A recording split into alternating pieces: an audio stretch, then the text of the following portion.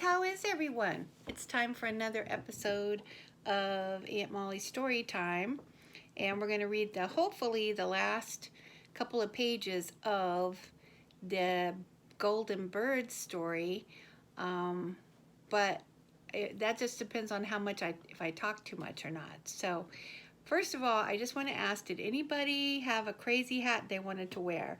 If you'd like to go get your crazy hat now, because I have a crazy hat for you that my little friend Sophie gave me. And this hat, so go get your crazy hat, and I'll tell the story of the fun hat I'm going to wear today. This hat actually comes all the way from Ireland. I have never been, but I am part Irish. And my little friend Sophie, actually my Irish ancestor is named Sophia. That's interesting.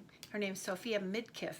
That's my Irish ancestor that came from Ireland about, I want to say like 200 years ago, something like that, 150 years ago.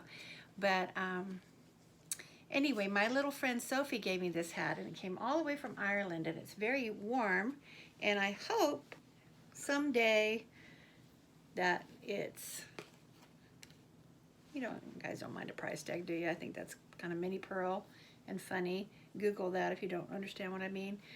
Maddie's my daughter's paternal grandmother used to say, "Ooh, that's sharp," when she thought something was good looking. So all I can say about this hat is, "Ooh, that's sharp." Thanks, little Sophie, for giving me such a cool hat from Ireland. Price tag. Should I cut it off? Yeah, I'm not gonna worry about it. All right, I've got my glasses. Check, check. Hair. Okay, good as it's gonna get.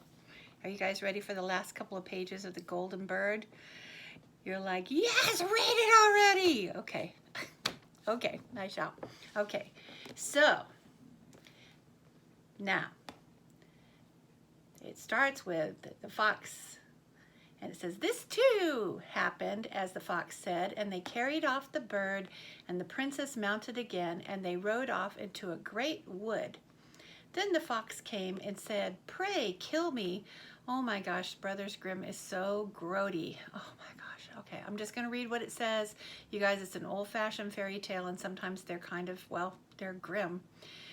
He says, are you ready? "Pray kill me and cut off my head and my feet." Don't ever do that. That's very bad. Okay. But the young man, well, thank gosh, the young man refused to do it. Whew, I was getting stressed out there. I don't know about you, but wow. So the fox said, "I will at any rate give you good counsel," which means good advice. "Beware of two things. Ransom no one from the gallows." Oh, that means don't help anybody who's in trouble. "And sit down by the side of no river." And then away he went. Well, thought the young man, it's no hard matter to keep that advice.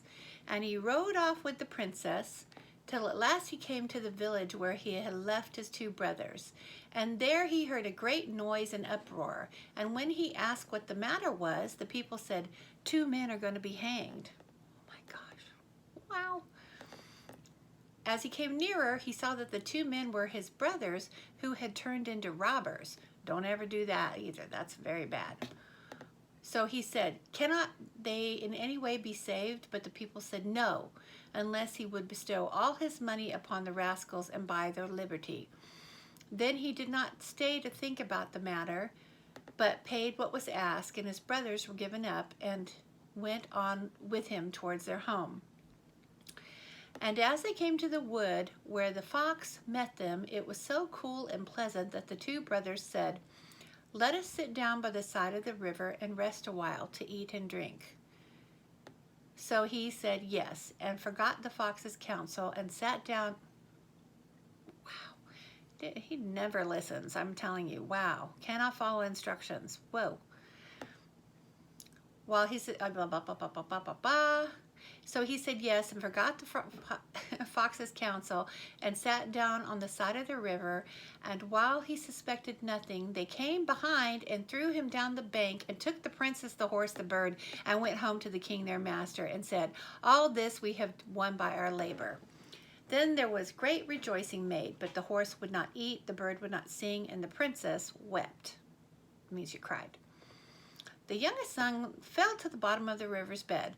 Luckily, it was nearly dry, but his bones were almost broken. Boy, Brothers Grimm is so grim. And the bank was so deep that he could find no way to get out.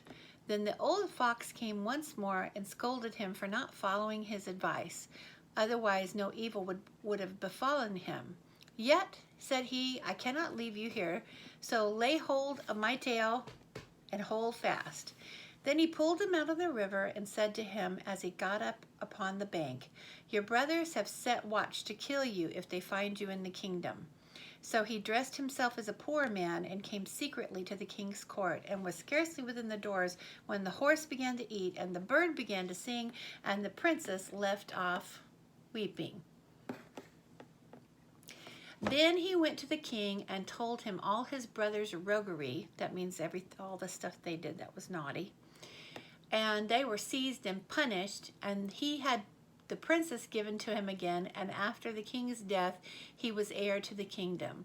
A long way after, he went to walk one day in the wood, and the old fox met him and besought him with tears in his eyes to kill him and cut off his head and feet.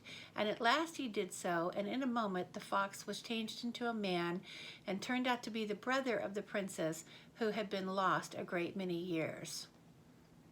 I didn't see that. Oh, that's the end, by the way. The end. The end. Wow, I didn't see that part coming, did I? Did you? Well, you know what I meant. I didn't see that coming, did you? That's what I meant to say.